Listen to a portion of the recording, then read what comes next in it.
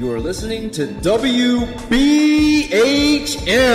Digital Broadcasting, the best in paranormal talk only on Paranormal Experience Radio.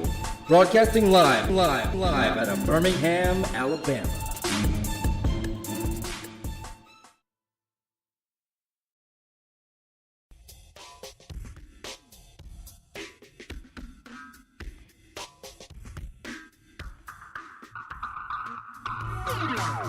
Hello, welcome to Paraversal Universe, where all paranormal perspectives apply.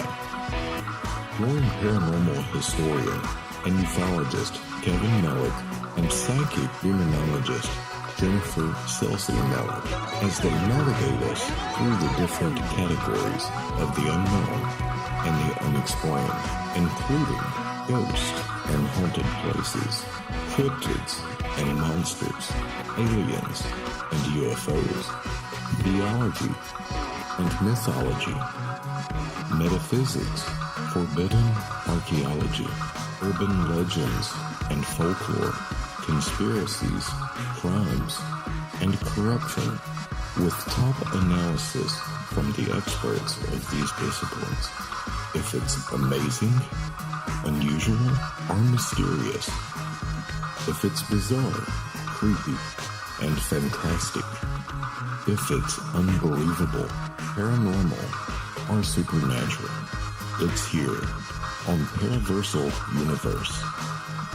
Here are your hosts, Kevin and Jennifer.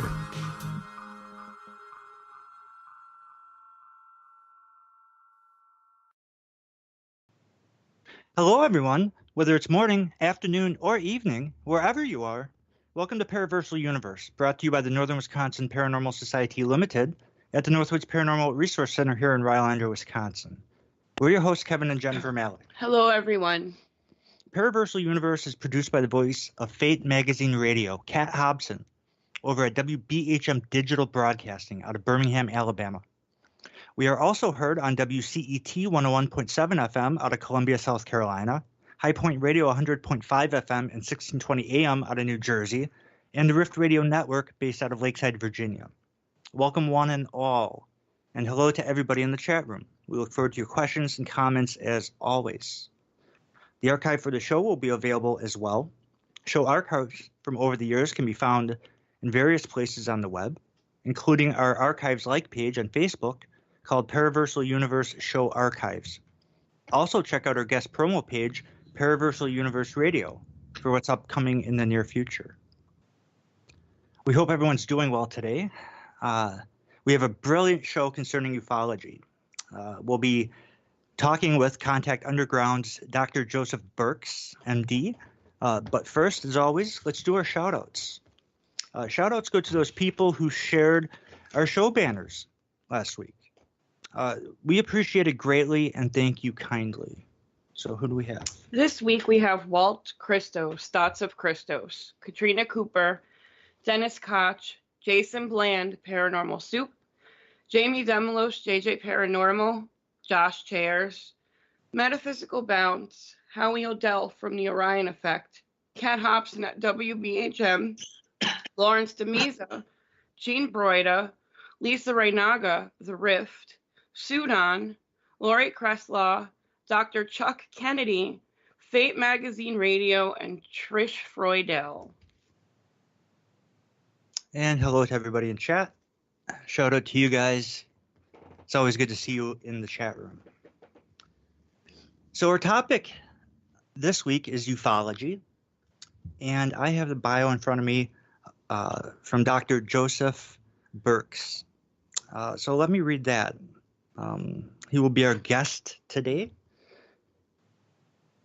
Dr. Joseph Burkes is a board-certified internist living in Southern California. He is a partner in a medical group serving large health maintenance organization and works in the emergency room. Burkes received his MD degree from Tufts University School of Medicine in Boston, Massachusetts. He was born in 1949 in New York. Dr. Burkes has been a lifelong activist in peace and social justice movements. During the Vietnam War, he organized students in anti-war protest activities And in 1979, he co-founded the Los Angeles Committee for Occupational Safety and Health, a coalition of medical and legal professionals assisting the labor movement to make the American workplace safer. In the 1980s, as the nuclear arms race intensified, he and thousands of other medical doctors joined Physicians for Social Responsibility, PSR, an organization established to educate the public, government, and leaders about the medical consequences of nuclear war. Serving in PSR's Los Angeles chapter, he co-produced a weekly radio show called Prescription for Survival, heard on listener-supported KPFK FM. Did I get that right? KPFK. Yes, I did. Okay. As head of Los Angeles PSR speakers training, he assisted in colleagues in becoming effective public speakers and campaigned against the arms race. He was anointed the Pacific Regional Director for the organization and served on PSR's National Board of Directors. During his years in the Physicians' Peace Movement, he engaged in citizen diplomacy and traveled to the USSR 4 times.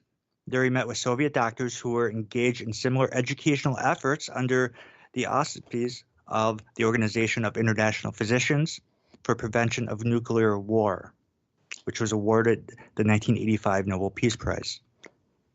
Dr. Burkes was named the Los Angeles Working Group Coordinator for the CE-5 initiative. He is a Russian Jewish descendant and speaks both Spanish and Russian. Dr. Burke currently no longer is part of the CSETI leadership, but he continues working for universal peace.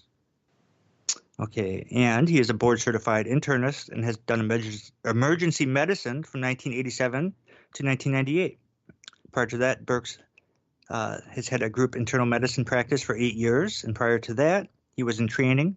Currently, he is dividing his time between workers' compensation practice, i.e. occupational medicine, and serving as a medical consultant for hospitalized patients in the San Fernando Valley.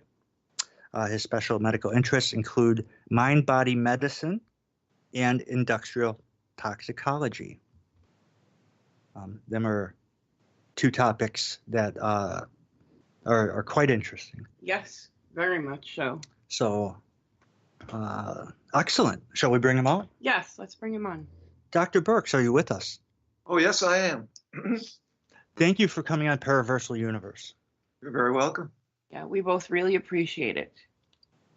I should point out that the bio that you read is slightly dated. After completing a 30-year career with the Southern California Permanente Medical Group, I was able to retire. So those activities, it was, shall I say, it was nice to remember, a little bit of nostalgia, but I'm no longer a practicing physician, although I do have a license to practice. I keep it going, but I'm no longer in active practice. But I am very much committed to the causes that you described then, with an additional cause as well that has to do with UFO truth and the importance of engaging this phenomena in doing real-time research. Attracting UFOs is something that I promote, although I'm no longer the leader of a contact team as I was back in the 90s, and then doing intermittent field work. But I just want to give you that update in terms of what's happened since I've retired. Oh, we appreciate that. And absolutely. So you can dedicate more time to the field of ufology. That's one of the reasons I retired, yes. And that's awesome. And we commend you. We commend all academic professionals who engage in paranormal sciences. Yeah. Well, we always ask our first-time guests to tell us how they got into their respective fields. In your case, that would include the medical profession, but more specifically for what we are going to be discussing today, the ufology angle as a ufologist. So what was it about the ufology or UFOs or aliens that struck you and, I guess, changed your world? Yeah, in 1991, I was living on the west side of Los Angeles. We were building an addition to our home, and things were going poorly. The roof was off. It started to rain. We were trying to stay in the house while it was being reconstructed. First, they had to tear it apart. And so I was wet, cold, and working long hours to pay for the addition. So I went down to the local public library and said, I need a hobby. I need some distraction. And I saw a book, or maybe I thought of it, but I said, what do you got on UFOs? And I read my first book. I was 41 years old, and I'd never given it much thought, although as a child of the 60s, I grew up during the space race, and so I was interested in space exploration. And like a lot of young people from that era, I read a lot of science fiction, but never considered UFOs a topic of interest. So in 91, I started reading on the subject, read about a dozen books before I built up the courage to go to my first UFO meeting. And that was where I met another emergency room physician, Dr. Stephen Greer, who had founded a nonprofit organization called Center for the Study of Extraterrestrial Intelligence. You mentioned the acronym CSETI. Right. And the physician who founded it was Dr. Stephen Greer, and he claimed that he had a technique of meditation and other protocols to go to secure locations and attract UFOs where limited interactions would occur, including signaling with lights or, and certainly on occasion, telepathic communication. So for the next 5 years, from 1992 until 1997, 98, I was an active member of this outreach program. We were not the only group on the planet doing that. Other contact networks using consciousness, meditation, thought projection, and looking for some telepathic communication operated in Latin America by a group called Mission Rama. These were Peruvian contactees. If you're a listening audience, a contactee is a person who believes that they're in contact or communication with the non-human intelligence responsible for UFOs. So this Peruvian group, Rama, got started in 1974, and I was able to do field work with them and had a number of interesting interactions, working with both the CE5, which is Close Encounters of the Fifth Kind initiative, as well as with Rama. So for 5 years, I had a contact team. We went out into the high desert primarily, and we had limited interactions. We went to places where UFOs were known to show up, and we signaled at these anomalous lights. Occasionally they signaled back. We never had a landing, of course, but that would have been a very good outcome. We were prepared for such possibilities. And there were people among us who were high-level contactees who at least claimed that they had memories of onboard experiences, UFOs. So we thought that we were engaged in what you might call a citizens diplomatic initiative. I thought at the time initially that it was comparable to what I did in the Physicians' Peace Movement. I was mistaken. It was radically different. After all, we're not dealing with human intelligence, we're dealing with non-human intelligence. But we were peaceful, and we sent out messages of welcome, and a great percentage of the time, at least half, we got responses. Anomalous nocturnal lights, occasionally structured objects that you would describe as, quote, craft, unquote, showed up. So that was pretty much what I did for a couple of years, and it was a very exciting time in my life. I learned a tremendous amount about the phenomena, and that's what we're going to be talking about for the rest of the show. You know, we both, well, Jennifer is a demonologist, and myself as a ufologist, and of course we're versed in parapsychology. So everything you're talking about has relevance to those fields I mentioned, like the telepathy with the parapsychology, and one thing, and something I wanted to talk with you about, because I know that you have done work regarding attempted communication with extraterrestrials. And of course, I would say it's more than attempted, because on two occasions in the course of field work, I received what you might call a telepathic download or a heads up, But at the level of knowledge, I knew when, where in the sky, and the number of craft were going to show up. And I shared that information with my coworkers according to protocol. And on 2 occasions, just as I had been informed, UFOs did show up exactly as I had been notified. So it wasn't apparent communication or attempted communication.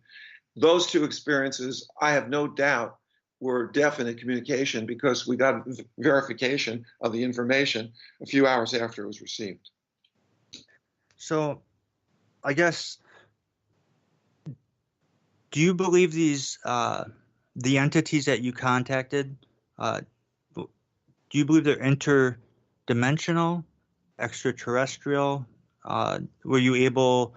What can you explain that in a little more detail?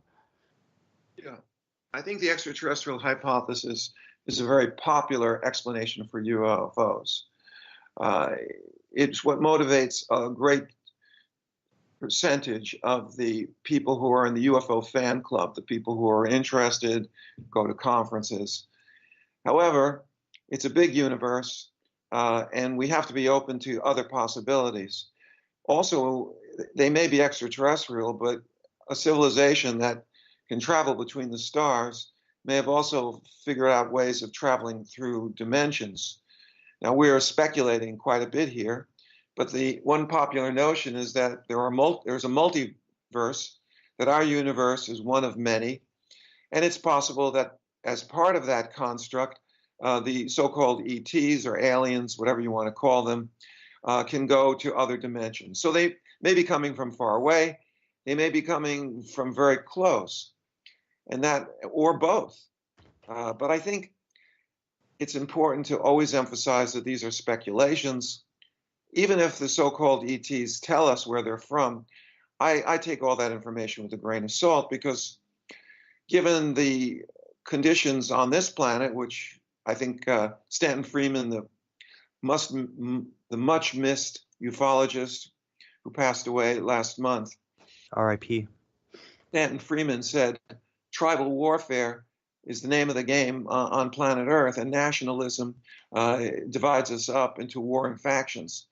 So if any ET told me they came from Sirius or whatever, I wouldn't believe them because what sane being would give us the location if in a 50 or 100 years we want to extend what Stanton Friedman called sarcastically, quote, our brand of friendship to the stars. In other words, military action. So I try not to speculate too much about who they are or where they're from. I can describe our contact experiences.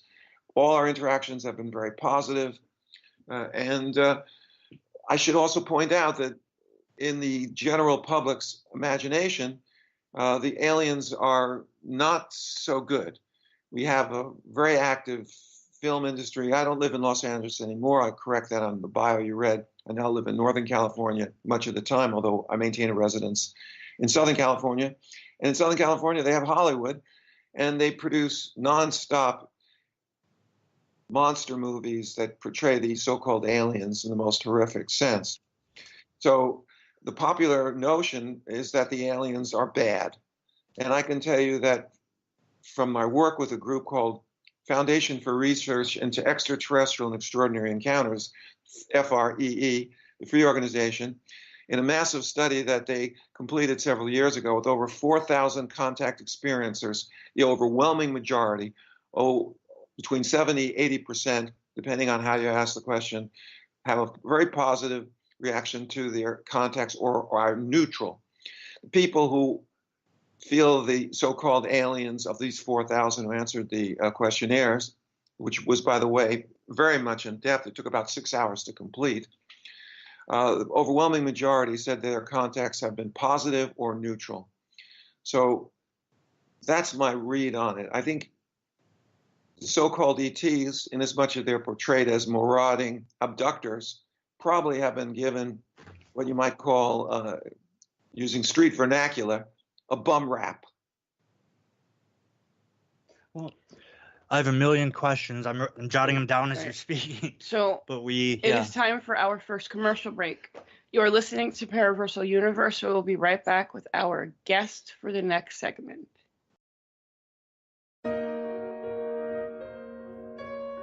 You are listening to WBHM Digital Broadcasting, the best in paranormal talk radio.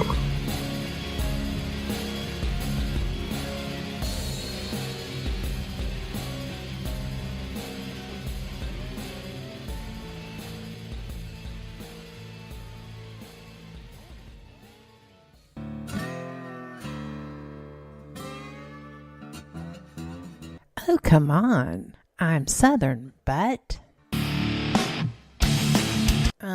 Nope. That'll do. Hello.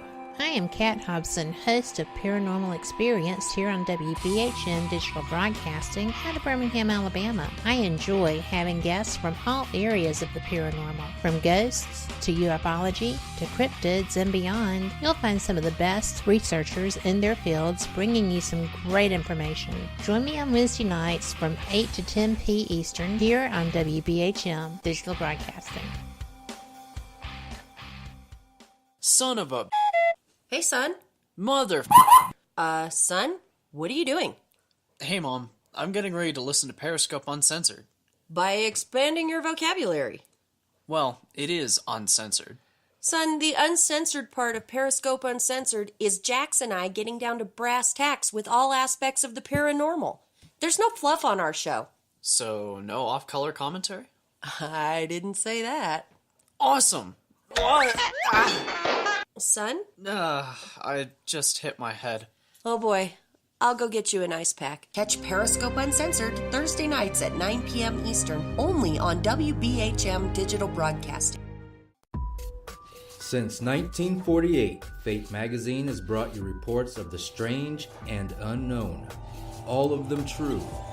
Fate Radio is carrying on that tradition, bringing you the unusual, macabre, strange, and bizarre. Join host Kat Hobson Sunday nights from 8 to 10 p.m. Eastern on WBHM Digital Broadcasting.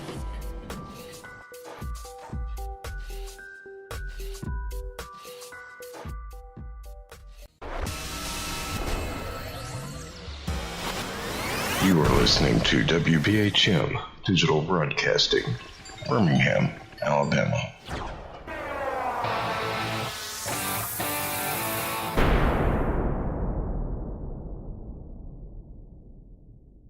Thank you for listening to WBHM Digital Broadcasting out of Birmingham, Alabama. The time is 23 minutes after the hour. Welcome back from our first commercial break, everyone. This is Paraversal Universe, produced by WBHM Digital Broadcasting. Also heard on WCET-FM, High Point Radio, and the Rift Radio Network. We're your hosts, Kevin and Jennifer Malik, and we'd like to take a minute to thank everybody who makes Paraversal Universe possible, including graphic art director Lawrence D. Miza, music theme by Matt Stenz, announcer Frank Lee, producer and owner at WBHM Kat Hobson, also to Howie Odell and Lisa Radaga and the Rift family, and to Michael Vera at WCET FM. Thank you all for carrying our content and working together on our behalf and the behalf of our audience everywhere. Most appreciated. And of course, a huge thank you to God in heaven, whose strength beyond strength is stronger than all, for granting us this wonderful show and opportunity here to be with you all. Amen.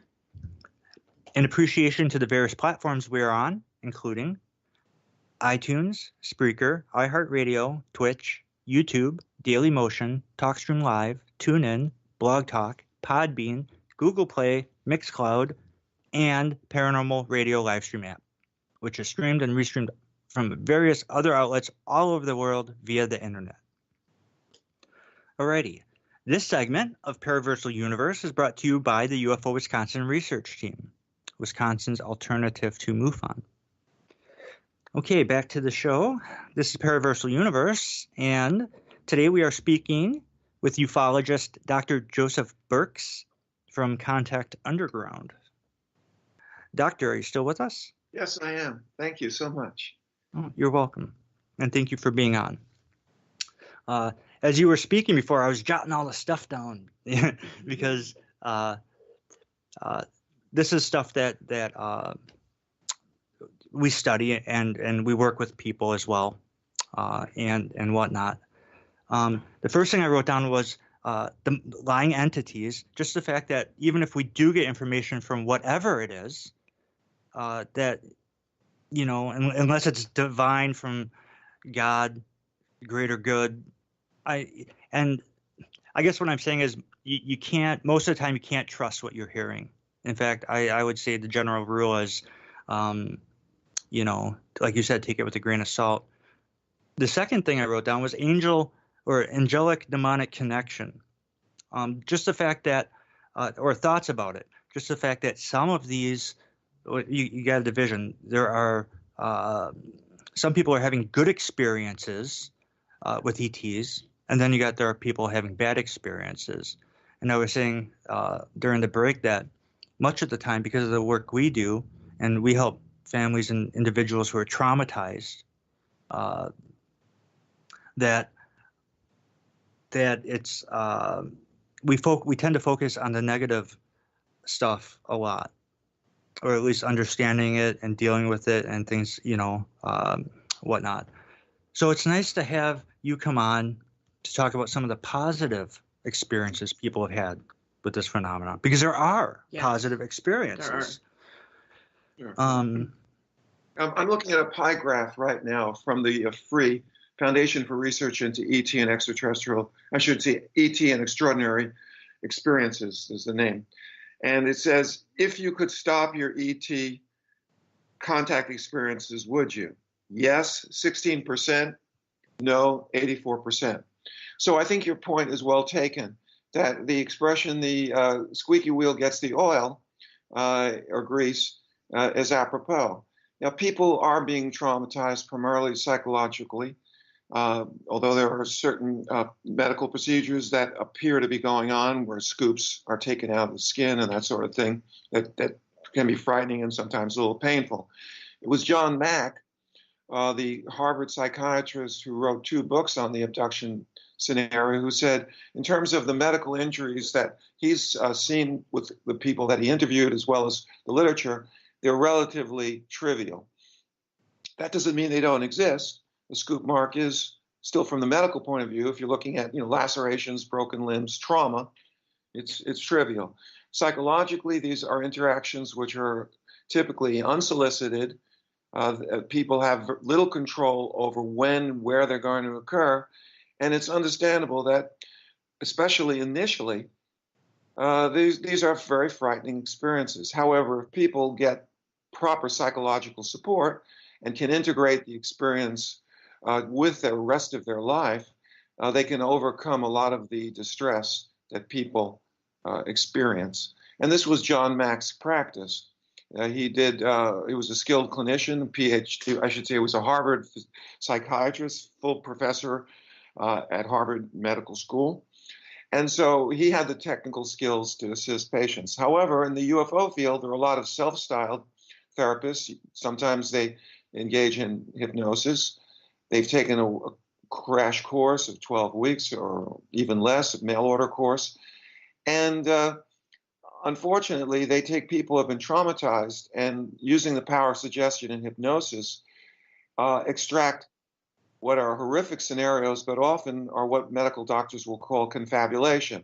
If there is no memory and you put people into a highly suggestible state, and you have a hypnotherapist who's telling them they've been traumatized, that's the expectation.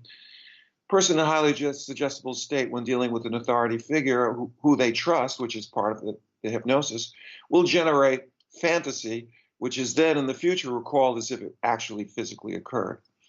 So this is one of the mechanisms by which people are abused, misused, not only by perhaps the intelligence behind the phenomena that can frighten people.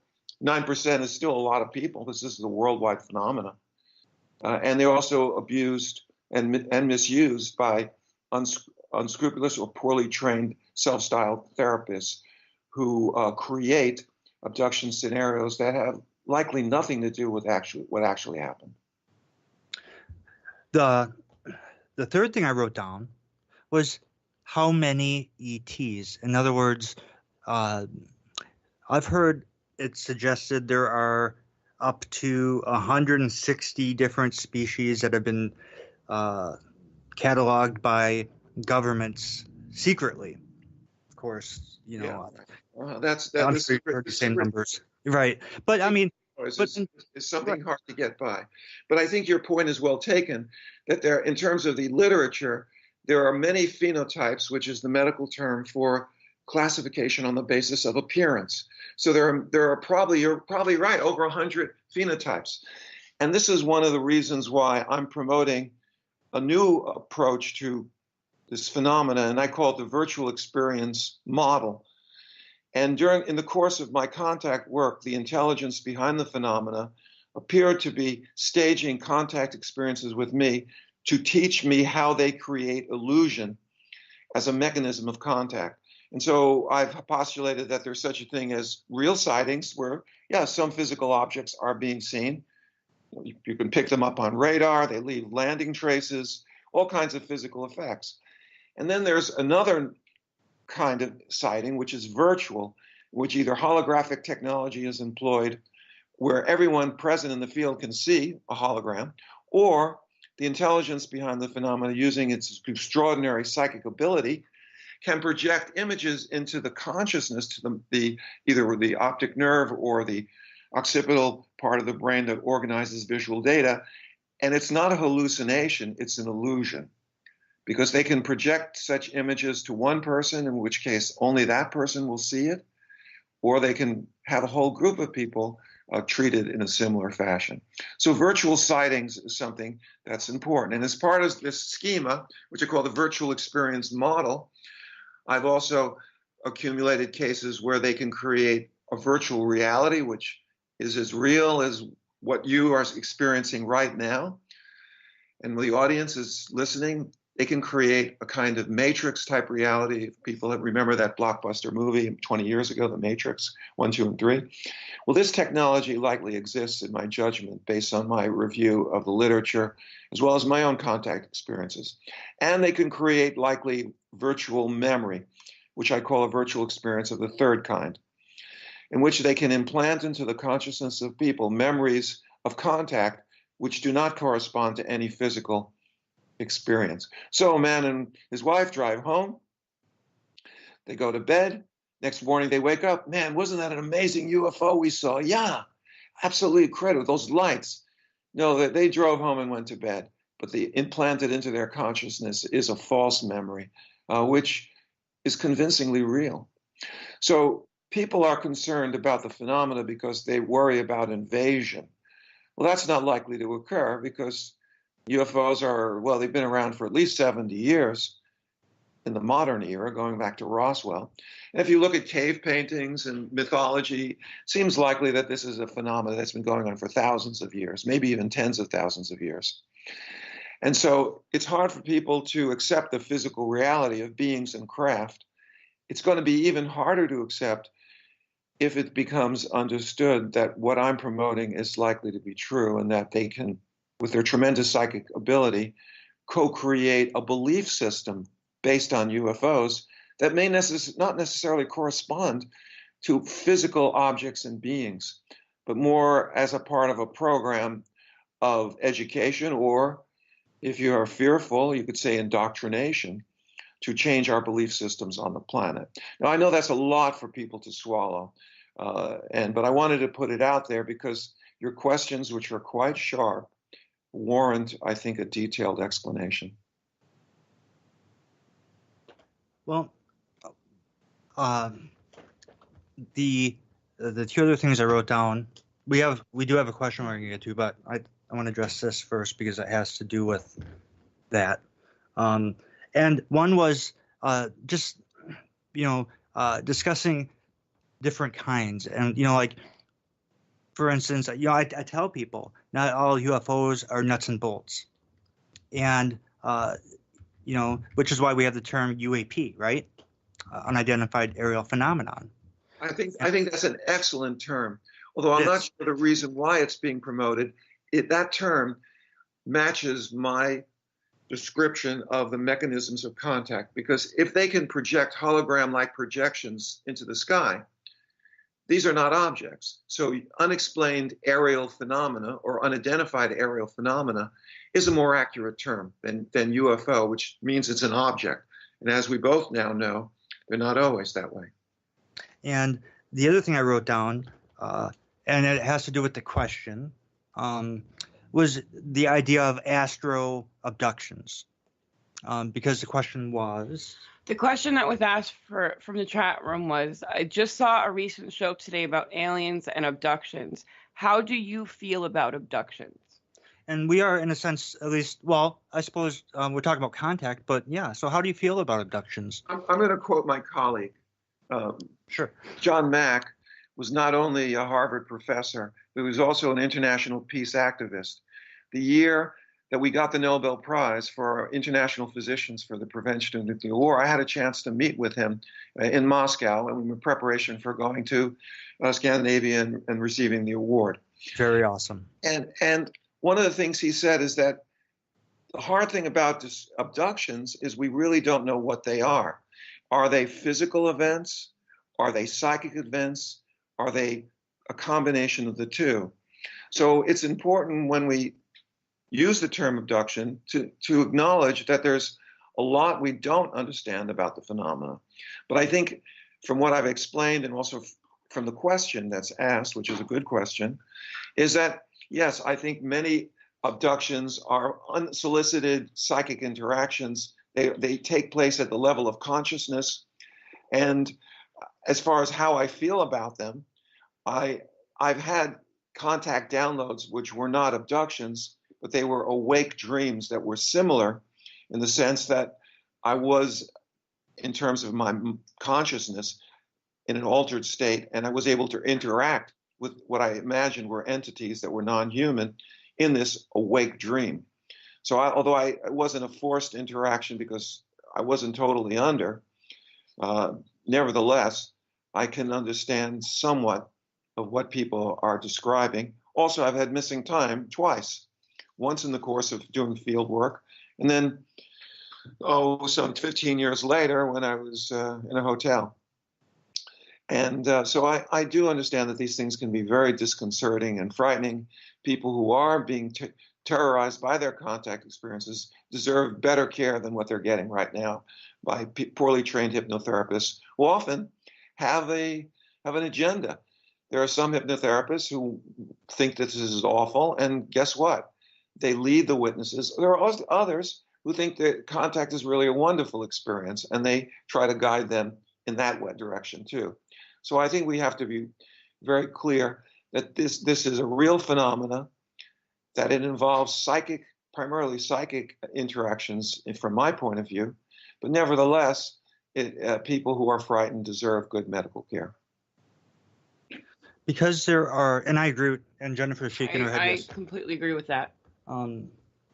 Because there are positive experiences and negative experiences, that tells me that for sure there's more than one party or one, let's say, group, perhaps, initiating what we would call abduction experiences or even visitations.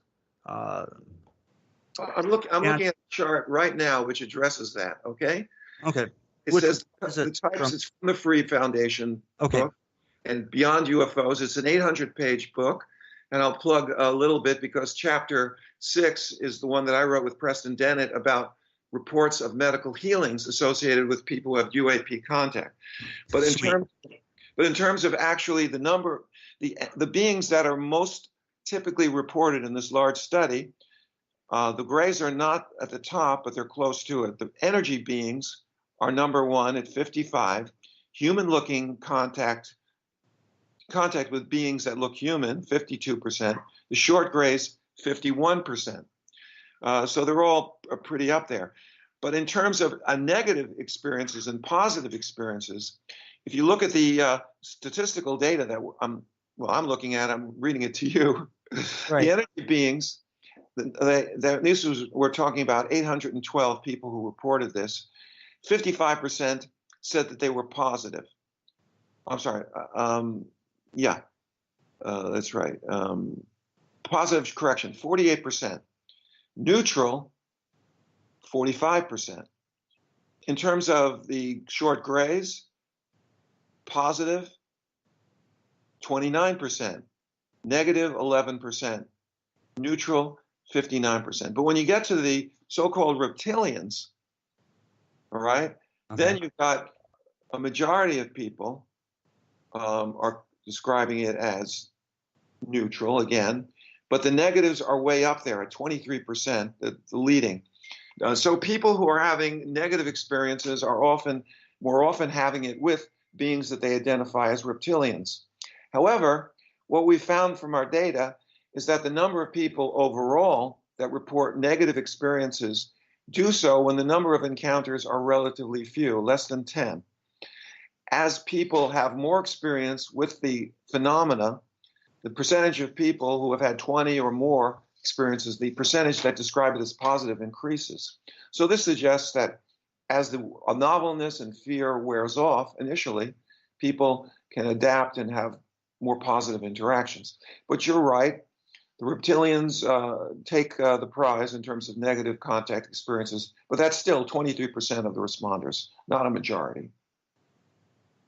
Right. Of course, reptilians are one of the prominent ETs, and that's discussed in pop culture and in ufology. The Greys, another, and it's interesting. We were just discussing, and of course, you have, actually, what time? We got 1 minute. Should we just do it now, you think? Yeah. Okay. It is time for our next commercial break. You are listening to Paraversal Universe. We will be right back with our guests for the next segment.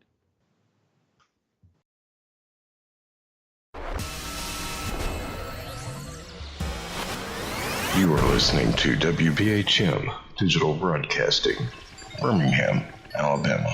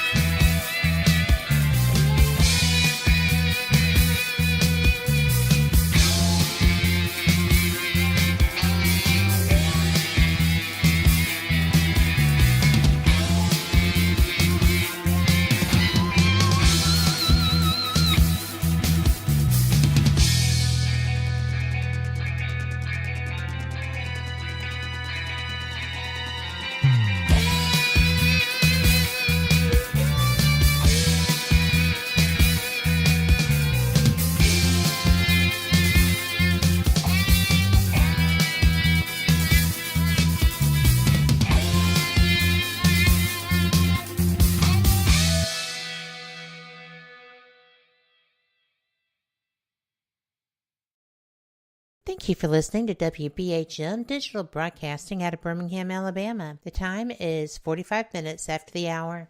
Welcome back from our second commercial break. This is Paraversal Universe on WBHM Digital Broadcasting, also heard on WCET-FM, High Point Radio, and the Rift Radio Network. We're your hosts, Kevin and Jennifer Malik. Before we get back to the show, we want to tell you all that we are also on MeWe as Paraversal Universe. If you are on Twitter, you can find us as the NWPS. Our like and group pages on Facebook are under various headings as well. Having said that, check out our Society's like page on Facebook, the Northern Wisconsin Paranormal Society Limited, as well as Jennifer's like page, Jennifer Malik, Psychic Demonologist. Leave a like if you like what you see. We always appreciate it. And there are some Facebook group pages we want you to check out. The Ultimate Conspiracies group page is one, which is dedicated to conspiracies, crimes, and corruption. And also check out Lake Monstrosities, dedicated to aquatic mysteries and wonders. Feel free to join them both. We'd love to see you there. Also, each network has a group and like page on Facebook as well, so check that out for upcoming content.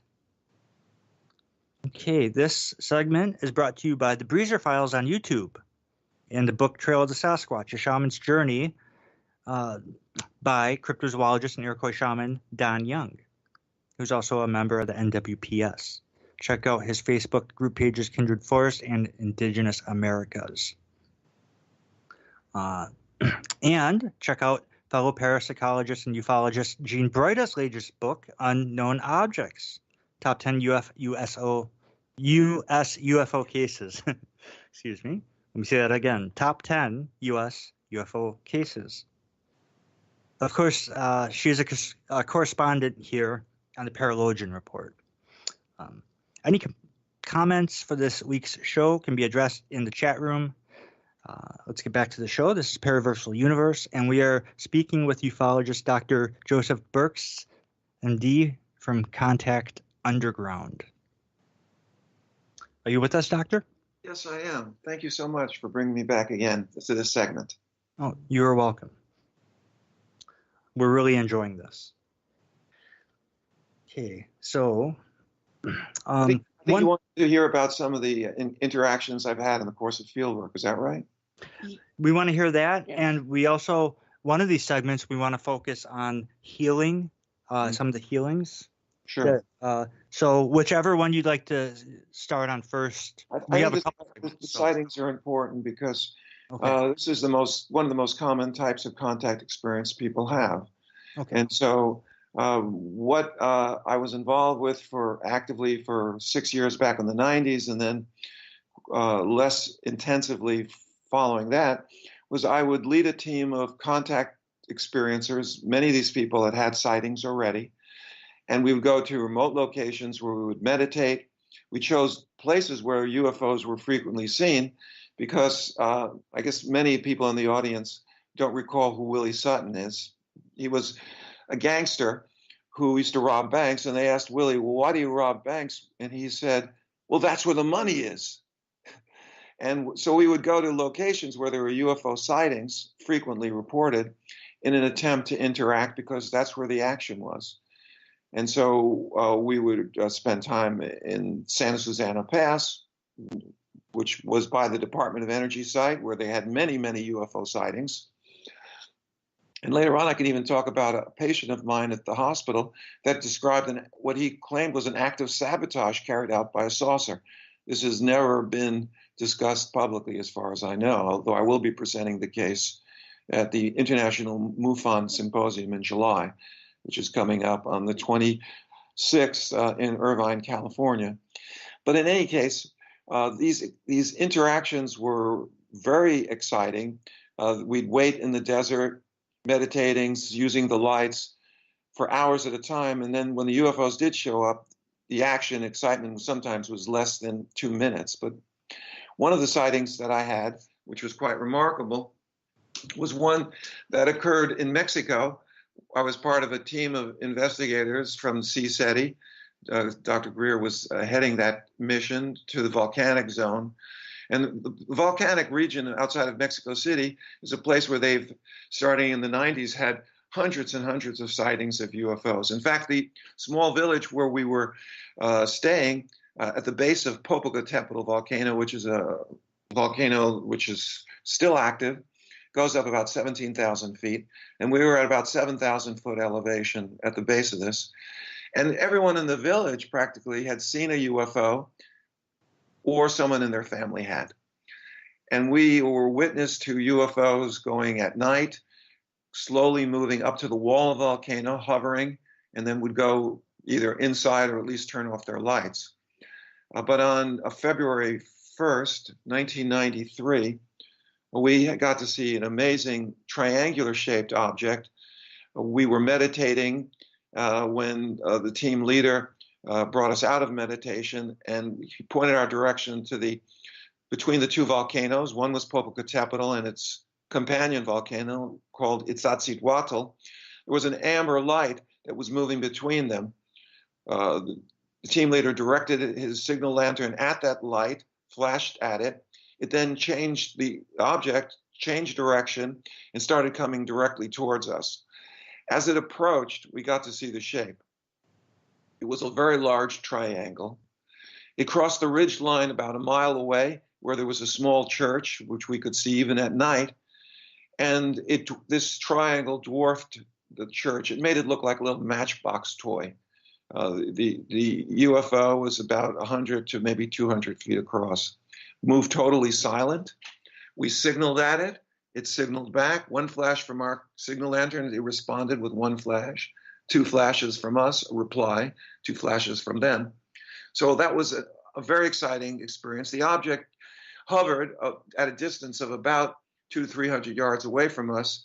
It was associated with a disc-like object that, when it approached us, the disc took the high position, shot up up into the sky.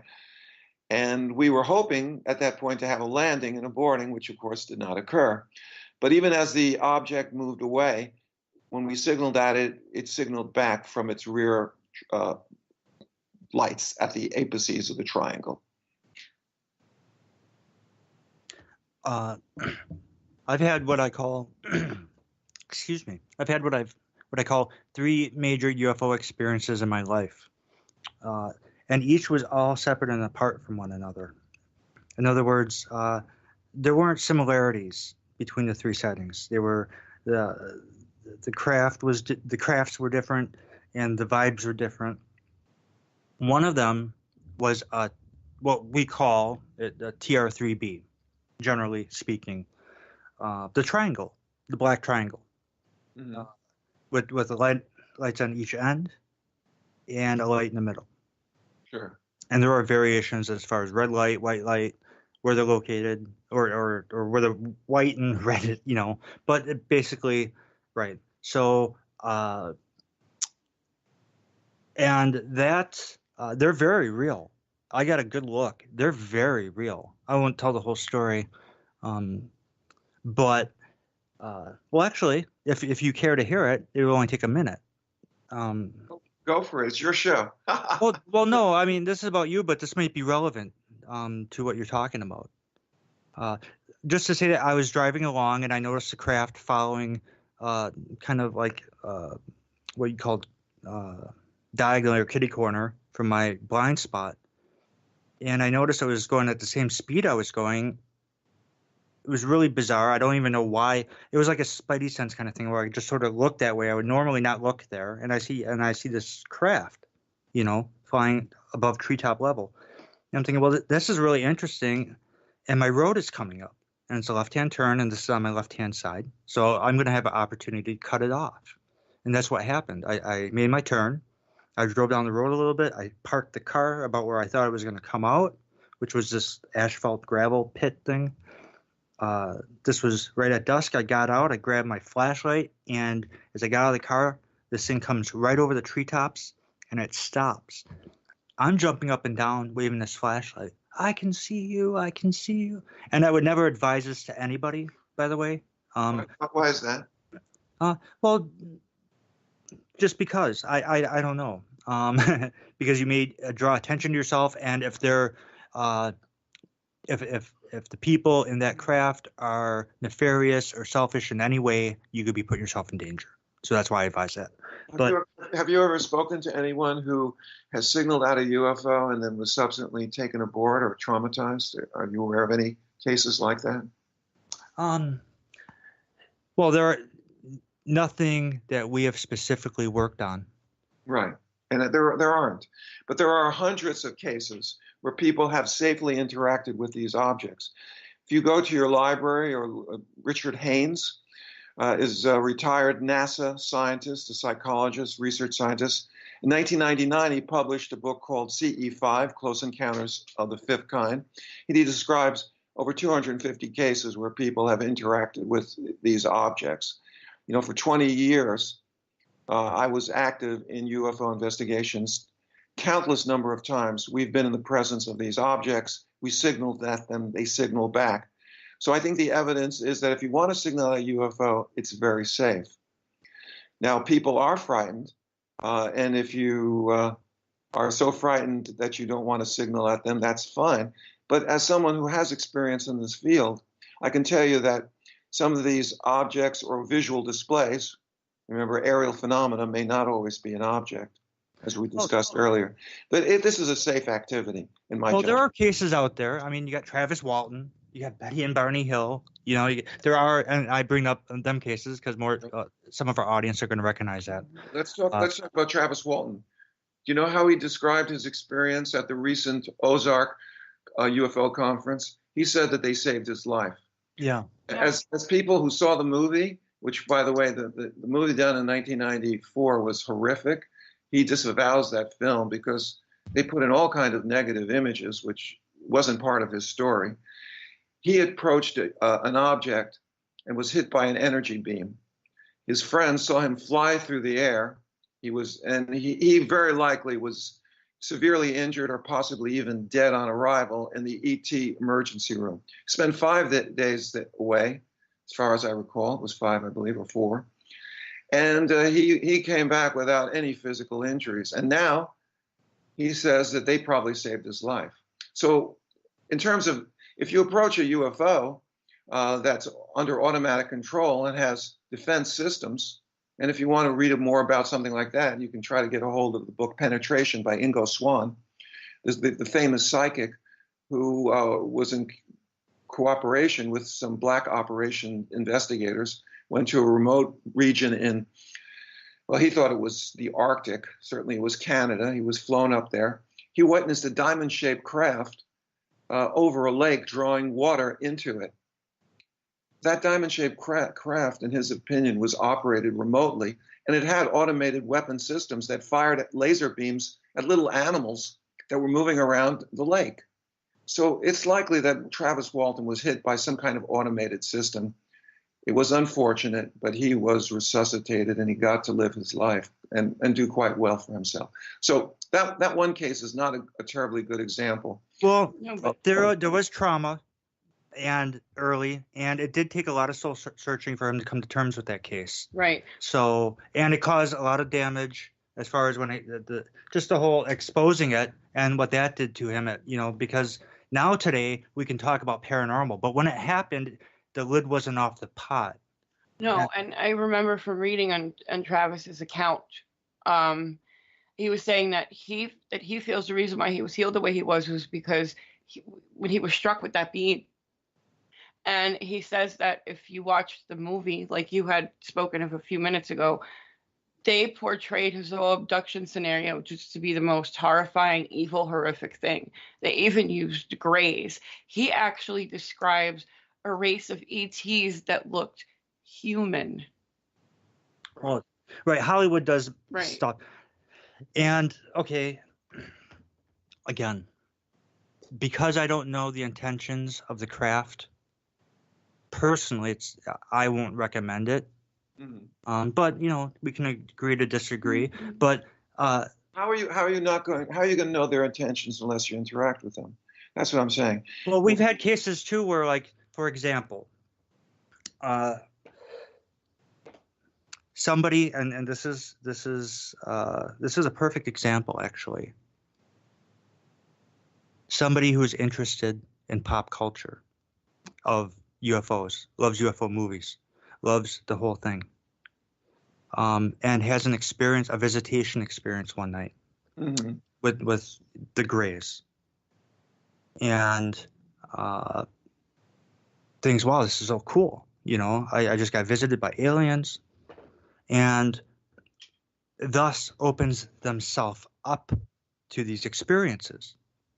Well, it doesn't always turn out better, because what happened was slowly over time, she was getting these visits repeatedly, and It was described as what? Yeah, it was. She said that she described herself as being completely terrified. She was paralyzed. They would show up at exactly 3 a.m. And it would be 6 small grays and a tall gray. What she said what would happen was they would walk through her bedroom wall. The 6 small ones would part ways, and the tall one would walk in. She said, like, Kevin was saying, she thought it was the greatest thing ever. And then she started getting this wrong impression that something was wrong. So she reached out to somebody that I know who happened to be a demonologist, when he was alive, God rest in peace. And she told him about his experience. She goes, I'm a little confused. Can you help me? And he goes, I have an idea that'll work. He goes, next time you have a visitation, he goes, if you can say Jesus's name, say it as loud as you possibly can. He goes, if these beings don't react, he goes, you probably have an ET. He goes, if you say the same name and they react, then what you're dealing with was demonic or demonic entities masquerading as ETs. So in this particular instance, she told him that she would try it. She thanked him and she hung up the phone. Next night, 3 a.m., same scenario. She's laying there, can't move, sleep paralysis kicks in. The same beings walk in. She said it took her a good few seconds. She yelled out Jesus' name, and she said as soon as she did that, the taller one and the small ones looked at each other, hissed, looked at her, hissed, and went out that particular wall, and she had never had another encounter since. Yeah, again, that's a very good story, and I think the famous investigator John Keel, who was active back in the 60s, 70s, and 80s, when asked, "Are you a ufologist?" he says, "No, I'm a demonologist." So there are non-human entities which come from whatever term you want to describe it, astral hell, demon land, who have the capability to, just like humans can run a false flag operation, masquerading as the enemy and carrying out acts that will be attributed to an enemy. Non-human intelligence of whatever you want to call them, demons, can also run a false flag operation and masquerade as ETs. But that doesn't necessarily mean that we're describing extraterrestrial phenomena. We're saying that non-human intelligence, there's probably an array of non-human intelligence, some of which could be ET, and some of which is perhaps from these darker realms, which you described so well in that vignette. Okay, and with that, it is time for our next commercial break. You are listening to Paraversal Universe. We will be right back with our guest for the next segment.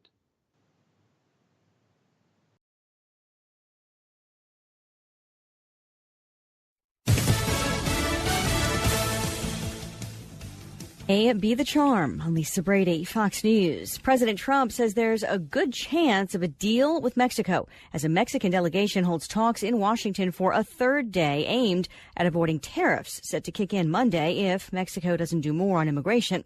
But the president tweeting about farm and agricultural products as he makes his way back from a 3-day trip overseas. This is as U.S. farmers here in the United States are suffering as a result of the ongoing tensions with China trade. So this could be a way to try to circumvent some of the damage there. Meantime, the conversations have been about the nuts and bolts of border security. That is what we have been told. Mexico's foreign secretary said that Mexico will deploy its National Guard to the southern border to help with enforcement issues. Fox Business Network's Jackie DeAngelis at the White House, where the president is due for a briefing on the talks when he returns later today. Worry about trade and tariffs getting some of the blame for weaker job growth. 75,000 jobs created in May, but that in turn is fueling hope of an interest rate cut by the Fed. So Wall Street's been rallying an hour to the close. The Dow's up 281. The acting U.S. defense chief accusing Russia of unsafe and unprofessional behavior after a near collision between two warships in the Pacific. The Russian warship came from behind and forced the U.S. cruiser quickly to throttle back to avoid collision. The latest incident took place in the Philippine Sea while a helicopter was landing on the flight deck of a U.S. Navy warship. Fox's Jennifer Griffin at the Pentagon. The ship's coming within yards hundreds of each other. As she sailed past the American cruiser today in what U.S. officials are describing as a highly dangerous maneuver, Russian sailors could be seen sunbathing on the flight deck, mocking their American adversaries. Russia blames the U.S. for the close call and disputes the U.S. account of where it happened. Earlier this week, a Russian fighter jet buzzed a U.S. plane. This is Fox News. At TD Ameritrade, they're reinventing how you invest. Whether you want to place a trade on Facebook Messenger or get market news from your smart speaker, TD Ameritrade's technology is designed to bring the market to you. See what's new at tdameritrade.com/innovation. Member SIPC. Just opinion. And now former police officer apologizes during his sentencing for killing a woman who had called 911. I've lived with this, and I'll continue to live with this. I caused this tragedy, and it is my burden. But he still gets more than 12 years in prison. Judge Catherine Quaintance announced the sentence for former officer Mohammed Noor following impact statements from Justine Rushek Damon's family. I hereby commit you the Commissioner of Corrections for a period of 150 months. His lawyers had argued for a creative sentence of only 2 weeks per year, one of those around the date of Damon's birthday, another near the anniversary of her death. Noor was convicted in April of third-degree murder and second-degree manslaughter.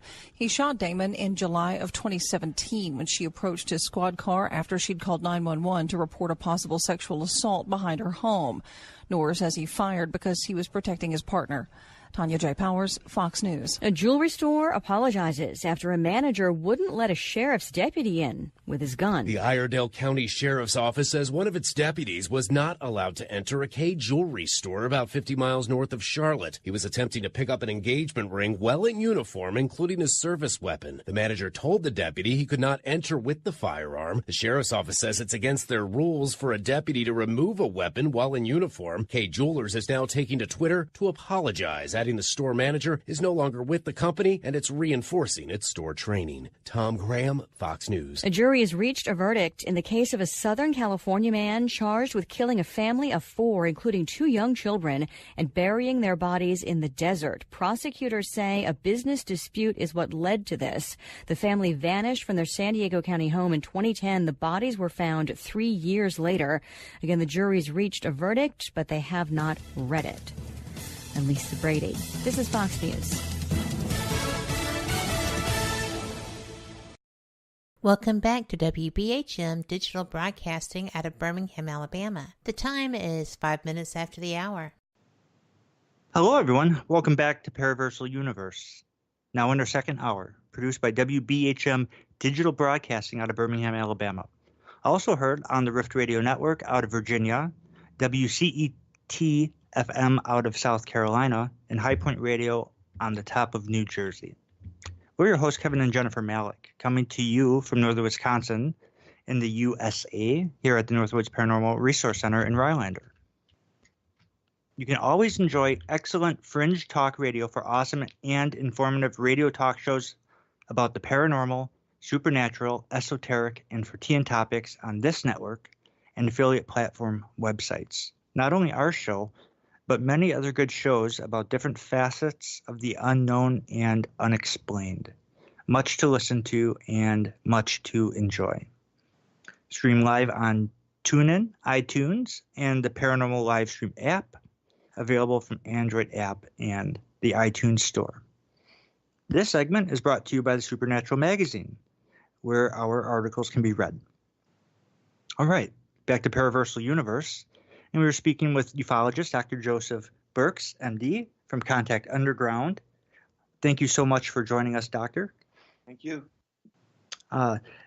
So to start this segment off, one of the things we wanted to talk about was the healings. Some people who have had experiences have claimed to be healed. Some refer to it as miracle. And I know this is something that you know quite a bit about. Right. I mentioned earlier segment, and for those people who are tuning in just right now, I'll mention the name of the organization, FREE, Foundation for Research into Extraterrestrial and Extraordinary Experiences. The FREE group did a large study, over 4,000 contact experiencers, and they asked the question, Have you or anyone in your family ever had a medical healing? Of the 1,500 people who chose to answer that question, I believe when I filled it out, I did not. This is a very long questionnaire. Half the people who chose to answer that question, 750, exactly half of the 1,500, said yes, someone in their family or they themselves had experienced medical healing from the intelligence associated with UFOs or flying saucers. So now we're using the term UAP. So this is not a rare event. This is relatively common. It's not well delineated. Part of the problem is that medical doctors, because of their training in materialist science, have been told by other scientists and opinion makers that there's nothing to this field, people are deluded. So the physicians are not looking for these cases. But as a doctor, I got a chance to screen many of the cases and look at what we decided were 10 cases that best exemplified medical healings. And they were truly marvelous. I won't say a miracle because of the spiritual connotations. We're talking about reporting medical cases now. And these were people who had the diagnoses of likely lung cancer, chronic fatigue syndrome, acute cellulitis. One gentleman had his cornea had been traumatically injured, and he had a visitation where it was repaired.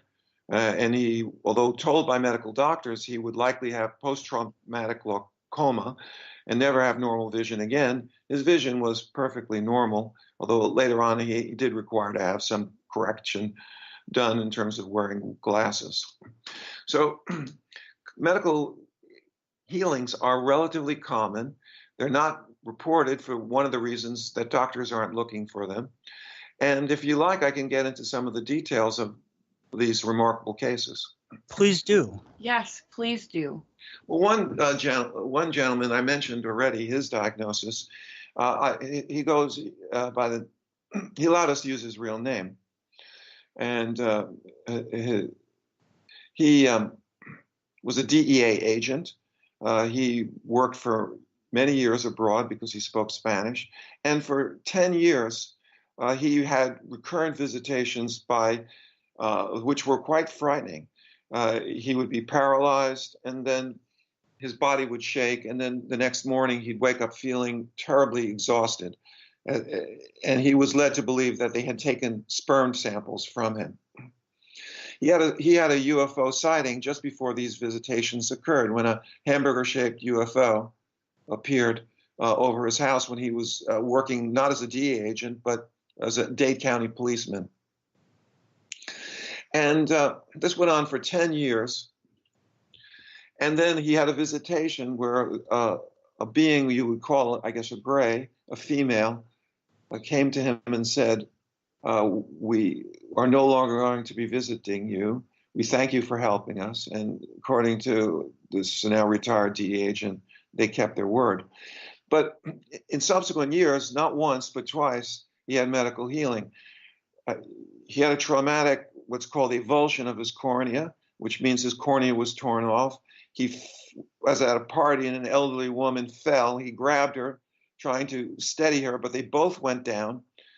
And he hit the corner of his eye, I should say his eye, on the corner of a chair, and it tore off his cornea, which is the tough fibrous tissue which covers the eye. Now, he's a tough guy, ex-cop. He'd spent a small fortune to buy tickets to go to Alaska and a cruise with his wife and children. And so despite being told by his wife, you better go see the doctor, he chose not to. His eye was massively swollen because he had fractures of his orbit as well. And he did not get proper medical care. Finally, the cruise was over. He saw an ophthalmologist who gave him the bad news I mentioned. He had likely to have post-traumatic glaucoma. They would never likely have normal vision. The eye doctor was able to drag this dry piece of cornea back over onto the surface of the eye and place it down there with the admonition, you better get back here in a few weeks, and he was given some antibiotics. But 3 or 4 days later, he had a visitation where, again, he had a sense of the alien presence, but this time he was not terrified, was not paralyzed. He was calm. A green laser light was used to repeatedly fire into his wounded right eye. He woke up the next morning. His vision was perfectly normal. Several weeks later, he went to see the doctor. The doctor could not believe he had a complete healing. This is a credible source. Years later, he developed prostate cancer. And in subsequent follow-up, following his treatment, on a chest x-ray, his personal physician found a mass the size of a baseball in his right lung. With no symptoms, in his age group, this was undoubtedly, or at least a very high probability, over 95% chance this was malignancy. He went to the hospital to have diagnostic tests. And while he's sitting in the x-ray suite waiting to have repeat films done, his body starts shaking. He cries out in Spanish, his native tongue, to his wife, "The ETs are here, they're here." He was separated from his wife in the x-ray suite by a curtain that gives privacy to the patients waiting to be filmed. His wife saw a sine wave pattern appear on the curtains, moving up and down, making the pattern as if there was some kind of energy that had enveloped her husband behind the curtain. He shouted out at her, "They're healing me." His whole body was shaking violently when she got to him. The x-ray was done, whereas an hour before it had showed this mass. The x-ray was totally normal. And the pulmonologist who had ordered the x-ray, the doctor who was going to do a biopsy on this mass, said, "Why are you wasting my time? Your x-ray is perfectly normal. Get out of here." So this is one of the many kinds of cases that we were able to cover from the Free Organization survey. 1,500 people. Have you or anyone in your family ever had a medical healing? 50% said yes. Right. And like I said before, I'm glad that we can discuss some of the more positive stuff, because usually with the work that we do, we don't, there's a lot of the people that contact us or the people that are that come our way, usually they're having issues with it in some way. Sure. But this gentleman had issues too for 10 years. He was used, and they were sampling semen. In the morning, he'd wake up after these frightening experiences and feel like he had been engaging in vigorous sexual activity all night. Every man knows what I'm talking about, who's gone through a normal reproductive history. And another case, similar in nature, in that the subject had not 10, but 25 years of recurrent visitations. After a while, she got used to them, and she actually related very well to one of the ET beings who spent more time with her, who was the leader, and communicated that they really did care about her. She developed in her late 30s, early 40s, a disease called chronic fatigue syndrome. It's a condition of unknown cause, but it's devastating in that it causes chronic fatigue, which is not relieved by rest. All the activities of normal activities of living, dressing yourself, preparing. Well, she even said she was so weak she couldn't even prepare a peanut butter and jelly sandwich for her daughter going off to school. She lost her profession because she could no longer work. She could not work out. This went on for many years, and her visitations as she got older decreased from every month or two to maybe once or twice a year. She's about 60-some years old when she found out there was a channeler who claimed that he was in communication with the Greys. This was the race of beings that she remembers taking her. And she said, "Well, if you're in communication with the Greys, why don't you tell them to come by my house and heal me?" 5 days later, she had another visitation where she went to bed and then woke up on what she identified was spacecraft. She saw some gray beings off in the distance. She was on a table. Above her was a kind of television screen or a monitor that showed a human form, a female form. She assumed it was hers. And the areas in her body that were inflamed as part of this chronic fatigue syndrome were lit up. Her spleen, I think, was pink. Her groin was green where the lymph nodes were that were inflamed as part of this condition. She was there for a period of time. She woke up the next morning in her own surroundings, in her own bed, and she was cured after 25 years. Within a day or two, she was walking a few miles a day. She started to be able to lift weights, work in the garden. This is a very dramatic event. She's a very credible witness. I can't give her name, but she was very active in her profession, and she's known, accepted as a responsible citizen in her community. So here again, we have someone who underwent reproductive procedures for many years, which can be traumatic, but although she was adjusted and had the comfort and support of this one particular ET being, and she was healed. That is awesome. That's wonderful. Yeah. It's incredible. That's a miracle, actually. Right. I mean, for that person, that would be. It's an example of technology that's not 10 or 20 or 50 or 100 years. It's probably thousands of years more advanced. And their ability to remove a tumor suggests that they can, so quickly, suggests that they can alter time and space, where they can take you away from this plane of existence, heal you over an extended period of time, and then return you to perhaps the very instant that you were taken, and you would not even know about the healing procedures that had been done. In the case of the DE agent who had a lung mass, it was instantaneous. In terms of the healing that the woman described who had chronic fatigue syndrome, she actually woke on board and had memories of the healing taking place in that kind of environment. They have extraordinary technology. And this is why I say, if they can do this, if they can take out a tumor without surgery, reconstruct normal tissue, then they probably can do all the other things that I've described, like virtual experience, virtual memory. I guess we're time for a break. It is. I'm so sorry. It is. We'll pick up right where we leave off when we get. You are listening to Paraversal Universe. It is time. We will be right back with our guests for the next segment.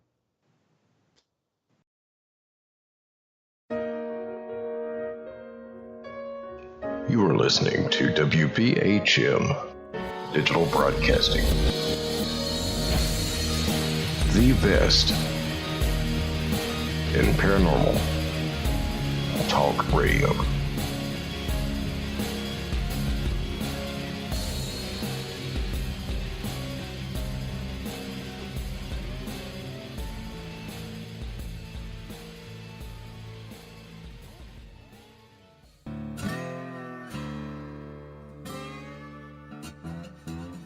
Oh, come on. I'm Southern, but... nope. That'll do. Hello. I am Kat Hobson, host of Paranormal Experience here on WBHM Digital Broadcasting out of Birmingham, Alabama. I enjoy having guests from all areas of the paranormal, from ghosts to ufology to cryptids and beyond. You'll find some of the best researchers in their fields bringing you some great information. Join me on Wednesday nights from 8 to 10 p. Eastern here on WBHM Digital Broadcasting. Son of a... Hey, son. Mother... Son? What are you doing? Hey, Mom. I'm getting ready to listen to Periscope Uncensored. By expanding your vocabulary. Well, it is uncensored. Son, the uncensored part of Periscope Uncensored is Jax and I getting down to brass tacks with all aspects of the paranormal. There's no fluff on our show. So, no off-color commentary? I didn't say that. Awesome! Son? I just hit my head. Oh boy. I'll go get you an ice pack. Catch Periscope Uncensored Thursday nights at 9 p.m. Eastern, only on WBHM Digital Broadcasting. Since 1948, Fate magazine has brought you reports of the strange and unknown, all of them true. Fate Radio is carrying on that tradition, bringing you the unusual, macabre, strange, and bizarre. Join host Kat Hobson Sunday nights from 8 to 10 p.m. Eastern on WBHM Digital Broadcasting.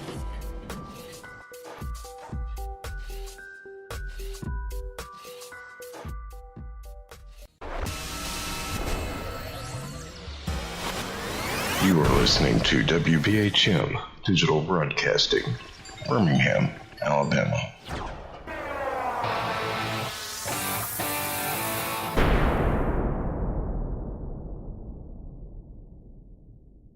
Thank you for listening to WBHM Digital Broadcasting out of Birmingham, Alabama. The time is 23 minutes after the hour. Hello, everyone. Welcome back from our commercial break. This is Paraversal Universe, produced by WBHM Digital Broadcasting. Also heard on WCET-FM and the Rift Radio Network. We're your hosts, Kevin and Jennifer Malik. Before we get back to the show, let's take a quick moment during this hour to specifically mention the radio call dials for the AM/FM terrestrial radio stations who carry Paraversal Universe, including WCET, which is located on 101.7 FM out of Columbia, South Carolina, and High Point Radio, which can be found on your 100.5 FM and 1620 AM dial out of New Jersey, which broadcasts in New York, New Jersey, and Pennsylvania. So hello to all of you guys tuning in over the airwaves. Thank you so much. We really appreciate it. Okay, this segment is brought to you by the Parasociology like page on Facebook. Parasociology is the study of how paranormal manifestations and experiences can affect a family, group, or collective. Parasociology also examines how spirituality is practiced in different cultures. So go check that out and leave a like for future content. All right. This is Paraversal Universe, and we are speaking with Ufologist Dr. Joseph Burkes M.D. from Contact Underground. And when we left off, he was discussing healings. So we will let him finish his thoughts on that. We were talking about two remarkable cases, one of which involved chronic fatigue syndrome, which is a disease of unknown cause. Medical advances in recent years had identified a metabolic abnormality within muscle cells, in which the muscle cell which burns sugar has metabolic impairment. And so it's now understood that the disease, chronic fatigue syndrome, is caused likely by a metabolic abnormality that exists on the cellular level. And the one case that I mentioned, this woman in her 60s, after 25 years of being disabled by chronic fatigue syndrome, found herself on board craft and was healed. Well, that healing had to have occurred at the cellular level. We're talking about hundreds of millions or maybe even billions of muscle cells that have the impairment corrected. This is amazing technology. The other gentleman, case I mentioned, was a gentleman, a retired DEA agent, Drug Enforcement Administration. He had a mass the size of his fist or a baseball in his right lung, very high probability of cancer. He was cured, apparently, in the X-ray suite in the hospital where he was being admitted for the diagnostic procedure. Now, this advanced technology is using methods which we do not have any understanding of. But I speculate that if they can carry out medical healings like this, then the concept that I'm promoting, which I mentioned earlier, virtual memory, which are artificially implanted memories, which are as real once they're implanted into the consciousness of the subject as what you remember you had for breakfast or lunch today. If they can carry out medical healings using that technological skill, then they can probably also implant false memories.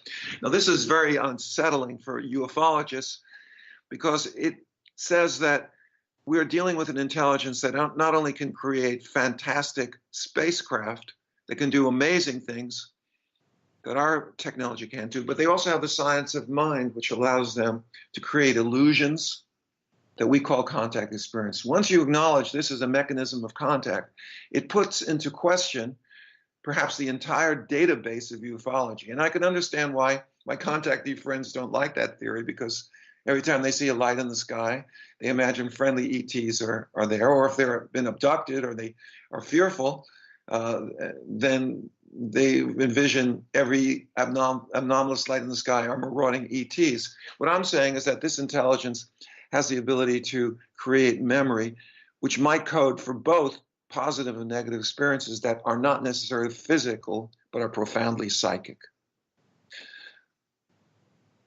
Amazing. Yeah. That's actually been shown in science fiction, although I don't think that's a supportive case. I mention the science fiction simply because people, if they can imagine this sort of phenomena and see it on television screens, then they can more readily imagine what I'm trying to explain. And the movie, The Matrix, captured it perfectly well. Or even a better was the pilot program for Star Trek, the so-called Menagerie, in which they go to Tal S5, and Captain Kirk and Spock are watch a portrayal of another team of investigators going to a planet where the beings there are totally psychic and create a kind of artificial reality that's totally real for the subjects of that technology. So this is something that's far out, but I think that if they can carry out medical healings, as many of the cases which I haven't described, but I could at this time or later of radio interview, they can do that, then they can probably implant false memories that are very, very real to us. I've always believed anything is possible. And for sure, they would, like you say, once you get to that level of intelligence, of consciousness, and technology too. Right. I mean, and you talk about time and space and dimensions and the whole thing. And there are several directions we can go just from that point. We do have a question, and this comes from Messenger. Please ask Dr. Burkes if he is aware of the Lake Erie UFOs and the supposed base underneath. Two-time guest ufologist Michael Lee Hill brought it up on Paraversal Universe. I think that's a good question, although I'm not familiar with the information addressing the possible bases in Lake Erie. I believe that many investigators have pursued lines of research that show that many underground or undersea bases likely exist on this planet. My information about Lake Ontario is that I once worked with a prime contactee. Prime contactee is the term that I use to designate people who have been brought along by their contact experiences to have certain unique abilities. And these primes can request UFO sightings in the presence of others, and believe it or not, the UFOs show up. So if you're in a contact organizing mode like I am, I would want to find people exactly like that to be on our contact team, UFO magnets. And one of the contactees that I worked with was a middle-aged housewife who was set up her camera in broad daylight in a regional camping site on Lake Ontario. She turned the camera on, and then she wouldn't meditate. She'd go to sleep. And when she woke up, on the videotape were these enormous orange orbs that were going across the surface of the water. And one tape that I actually got to see, there was about a 200-foot golden saucer was hovering above the water. So I think I can't specifically say about an underwater base on Lake Erie, but I know there's tremendous UFO activity in that area. And I worked with actually a contactee who was able to get video footage, not of Lake Erie, but I think it was Lake Ontario. She was from, Canada. Right. Toronto. To me, right. That's still the same region of the world. I would assume the phenomenon that Michael Lee Hill has documented is probably similar in many ways. Because he's gone out to Lake Erie and put time and energy into filming some of the phenomenon that is witnessed out there. Yeah, and these are all very important activities. I support all forms of UFO research as long as it's done in a responsible, methodical way that's fair to the experiencers and doesn't exploit them. Right. And USOs, unidentified submergible objects, is actually one of the topics we cover in Lake Monstrosities. It's a aquatic mysteries and Wonders group we have. We discuss ghost ships and, Mm-hmm. and Bermuda Triangle and Loch Ness Monster and all that. But USOs. Yeah, I think all these phenomena are related. This is one of the premises of the FREE group, Foundation for Research into ET and Extraordinary Experiences, that all these contact modalities, whether it be remote viewing, ghosts, ET, shamanistic journeys, all these things are related by they are manifestations of consciousness, mind. So I think there's a tendency to divide up ufology from remote viewing and remote viewing from people who investigate ghosts. I think eventually, once the professional scientists remove the blinders that have been placed on their eyes by institutions, once that we address this in a systematic way, not as volunteers, but as highly skilled and trained scientists, we are going to make tremendous advances in the understanding of all these fields, which, in the opinion of the FREE group, are related. That's what Dr. Kennedy's done at the PSI Institute. He's a neuroscientist, and he's got a PhD in neuroscience, and so he's been studying psychics for years, and remote viewers, being part of that.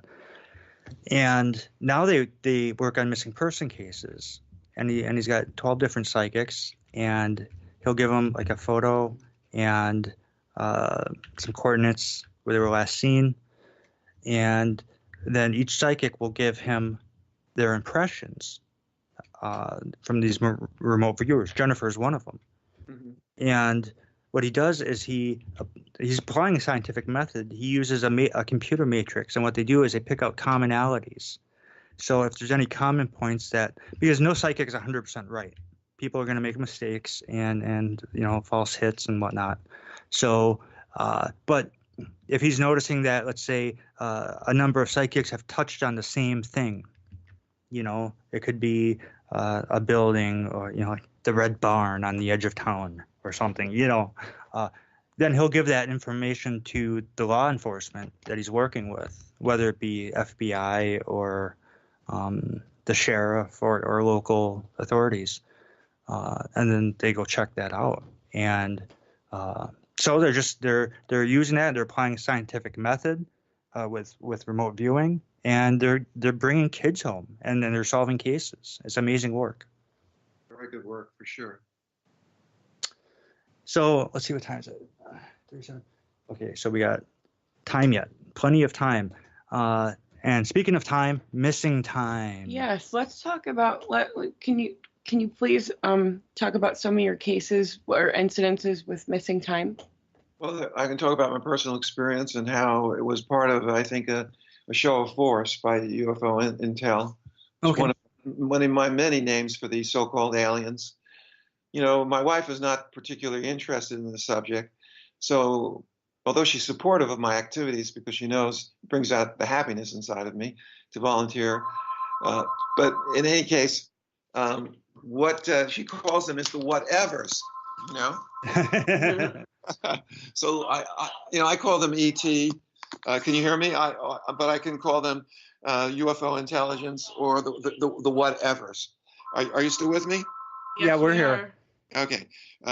So I'm going to disconnect the phone. So what happened is that, go back some 27 years, I'm now a working group coordinator for the CE5 initiative. We go out into the desert. I'm with my prime contactee buddy. This is a Russian contactee who showed up in my emergency room in 1992. And then a year later, working as an EKG tech, he told me that he was a contactee and he had numerous sightings. And as soon as he joined our team, the number of sightings that we had went way up, and I started getting telepathic downloads into my consciousness, where I mentioned earlier in the show, on 2 separate occasions, I was given advance notice as to when, where in the sky, and the number of UFOs were going to show up. Well, this Russian young man in his 20s, I'll call him Misha, he was with me on both those occasions. And in December of 1993,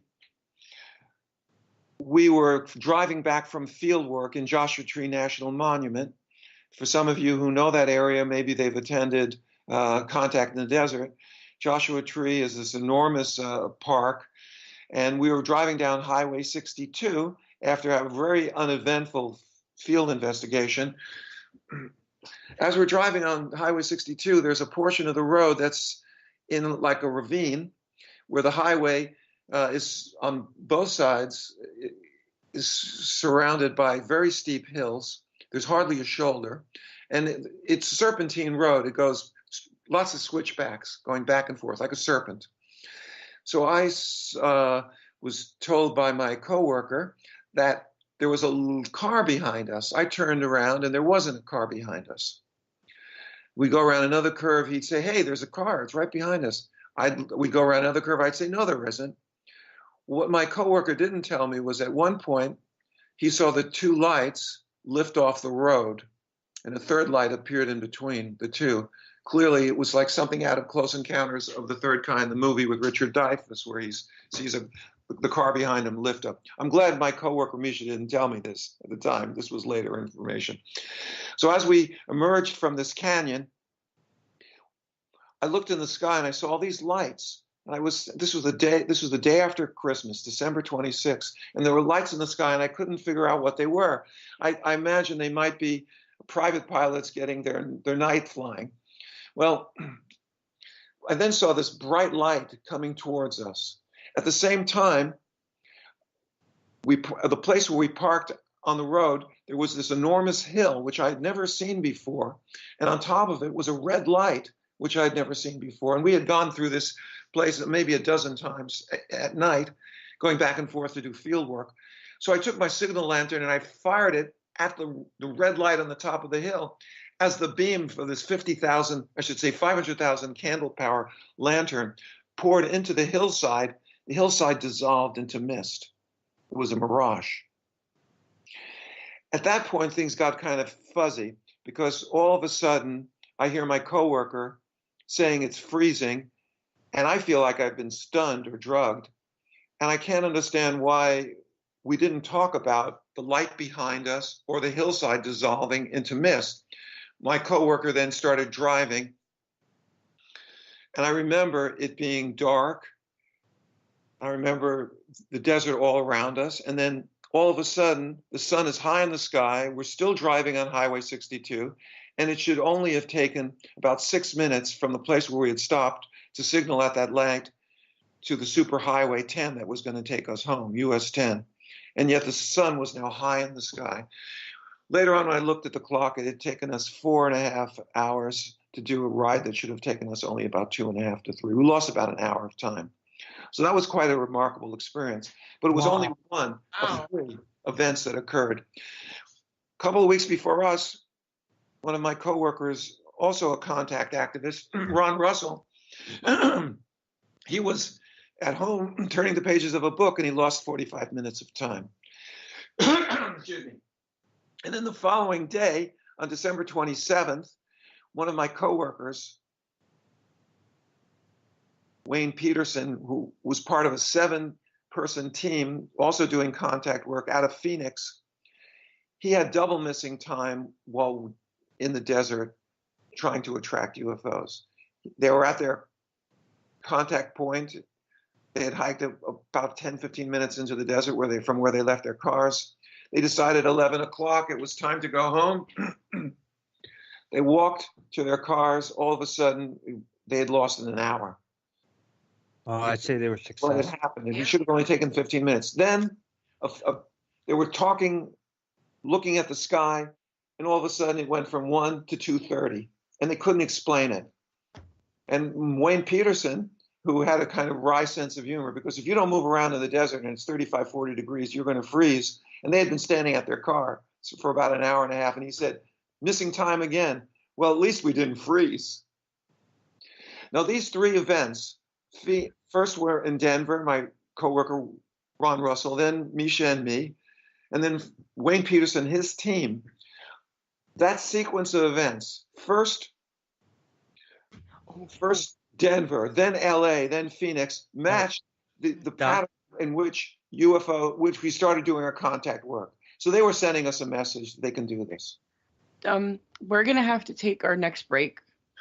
You are listening to Paraversal Universe. We will be right back with our guest for the next segment.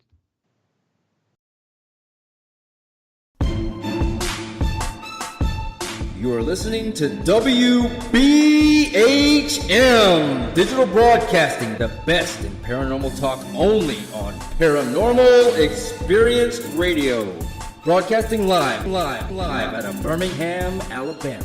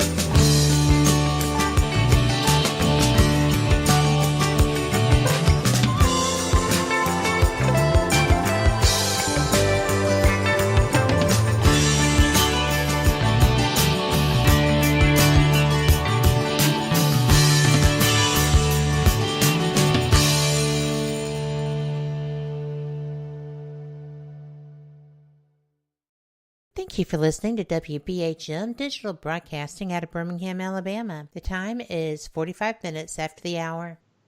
Alrighty, we're back, everyone. This is Paraversal Universe, produced by WBHM Digital Broadcasting. Also heard on WCET-FM, High Point Radio, and the Rift Radio Network. We are your hosts, Kevin and Jennifer Malik, and we are glad you are with us as always. Dr. Chuck Kennedy, PhD, who we were just discussing before we went to commercial a little bit ago, will now be playing classic Paraversal Universe episodes once a week on the radio network, Project PSI Radio, with a focus on our episodes that have academic influence in the paranormal community or paranormal influence in the academic community, any way you slice it, such as today's episode with Dr. Burkes, which will certainly qualify for that. We'll bring you more of that in the near future. Project PSI Radio will also be playing our producer Kat Hobson's show, Paranormal Experienced, as well, which is also solid, respectable, high caliber show with top guests. And awesome. Right. So if you are listening to our shows, know that those networks we mentioned are committed to highlighting excellence in the paranormal and fringe community. Alrighty, this segment is brought to you by the 5-star Reader Choice Epic Award-winning fantasy trilogy Helm, H-E-L-M, by Robert Malik. And back to the show. This is Paraversal Universe, and we're speaking with ufologist Dr. Joseph Burkes from Contact Underground. And we apologize we had to interrupt the good doctor to do a commercial. So, Doctor, if you would continue with what you're saying. Thank you so much for bringing me back for this segment. I was explaining a series of missing time experiences that occurred across the western United States in 1993. First was reported by one contact worker. That's the term I use for the investigators who go out and try to attract UFOs and interact with them in the field. A few weeks later, 2 contact activists, a young man who I call Misha and myself, had missing time as we drove back from doing field work in Joshua Tree. And then on the following day, my coworker Wayne Peterson, with his team out of Phoenix, had double missing time while doing field work in the Sonoran Desert near Phoenix. And so this was a message. The intelligence behind the phenomena was telling the entire contact network, we can do this. And we know it was a message because the first team was established in Denver, Ron Russell. The second team, that was in 1991. The second team was established in 1992, September. And the third team, 1992, December. So the pattern of missing time matched the exact sequence that contact teams went into the field across Western United States. This was a very personal message. One person, my coworker Misha, had memories of an onboard experience and a very pleasant interaction. The only thing I can remember is fragmented thoughts, which the car that we were in was filled with light, very blinding light. And that memory surfaced weeks later. I don't know what it meant. But my coworker from Phoenix, he and 7 people had double missing time just one day after we did. So this is a very important event. No one was harmed. And that's why I can say that field work is very safe, even to the point where you have missing time. Although I don't necessarily believe that my friend Misha had an onboard experience, because I've speculated, given the power, psychic power of the visitors, that they could have downloaded into his consciousness memories of an onboard experience, and we may have gone nowhere. Nonetheless, it was very exciting. Interesting. So I meant to ask you earlier if you had any thoughts on the late surgeon Roger Lear's work. We worked together in MUFON. Awesome. I was an investigator for a period of time, and I attended his meetings in Ventura MUFON. He was a friend, and he is sorely missed. Yeah. So I'm familiar with many of the procedures that he and people that he worked with helped him remove from individuals. I may have been present I may have been present when an alien implant went into the leg of one of my coworkers. But that's a very long story that would require me to come back for another show to get into. Sorry. It's just too, in order to explain it in its complexity. I think it was a medical procedure, but I may have been there when the implant went in. That's cool. Yeah. Yeah. And another thing was animal mutilations. There seems to be some very specific scientific procedures which appear to be interested in DNA and organ harvesting possibly.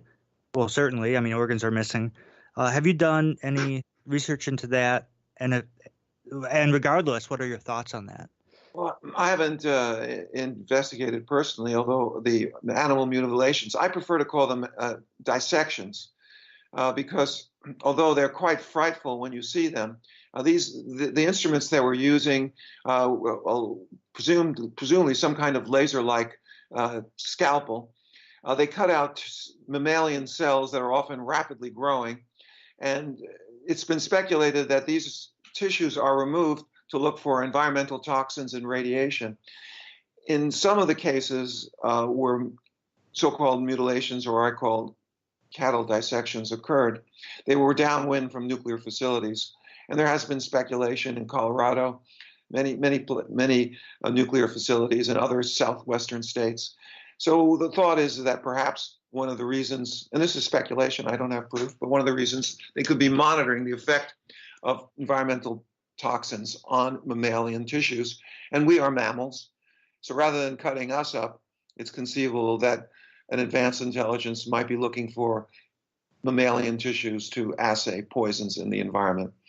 There's been a lot of talk about how terrible these things, and they certainly are, devastating to the farmers, I should say cattlemen, right, who lose their stock. And I'm suggesting that the possibility exists that as horrific as they may appear, there may be more benign reasons behind them. Right. Yeah, you're right. They are horrific. Some of the pictures are freaky looking. But if you want to see horror, you should go to a Avatar, a place where their animals are butchered, slaughterhouse. And I think it's not. I happen to be not a vegetarian, but I'm someone who prefers not to eat meat. one of the reasons I prefer not to eat meat, although occasionally we'll have fish, is that one time a true vegetarian said to me, in every ounce of meat, there's a pound of pain.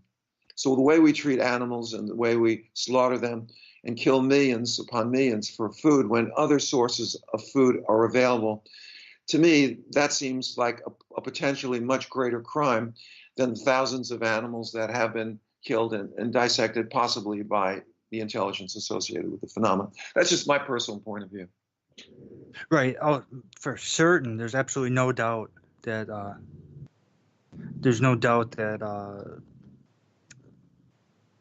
that these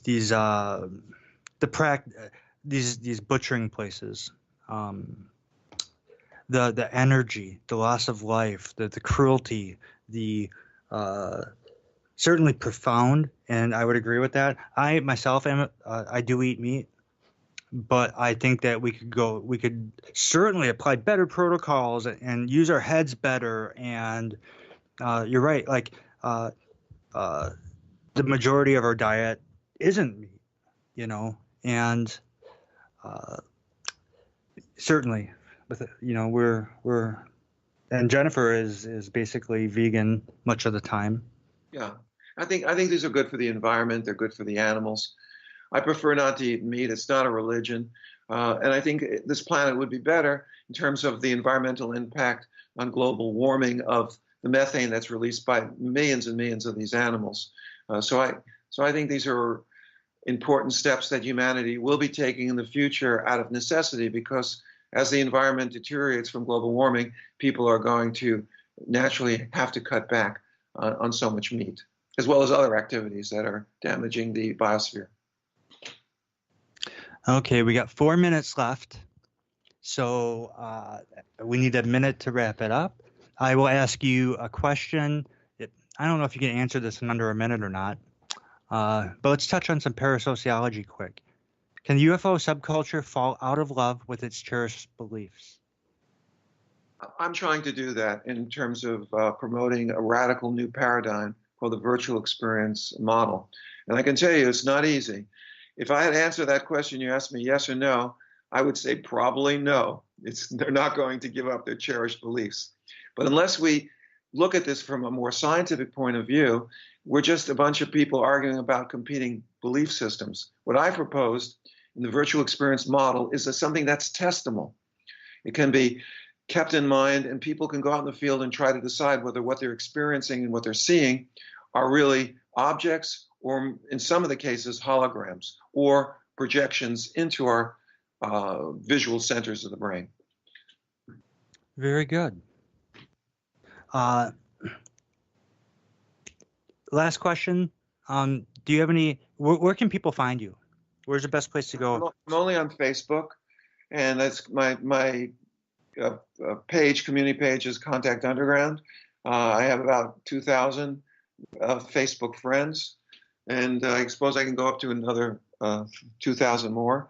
I plan to publish one of this. I've already published one chapter, 50 pages long, in the book Paths to Contact: True Stories from the Contact Underground, edited by Jeff Becker. And I've also got a chapter in the book we mentioned, Beyond UFOs, Chapter 6, talking about the medical healings. So check me out on Facebook. I'll be publishing other works next year. I've got several publications that have accepted chapters from me. Doctor, thank you so much for coming on the show and sharing your time and your wisdom with us. We really appreciate it. It was a good conversation. We appreciate it very much so. It's been a pleasure. Thank you so very much, Kevin and gentlemen. Alrighty, we'd like to thank our guest, ufologist Dr. Joseph Burkes, M.D., for being such an informative and awesome guest.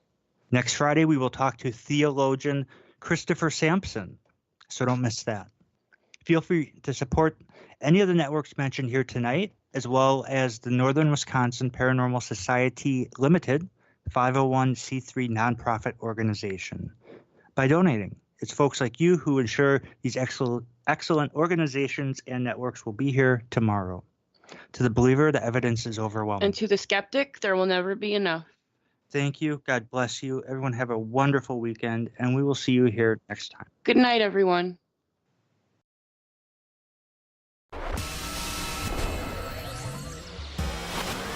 You are listening to WBHM Digital Broadcasting, Birmingham, Alabama.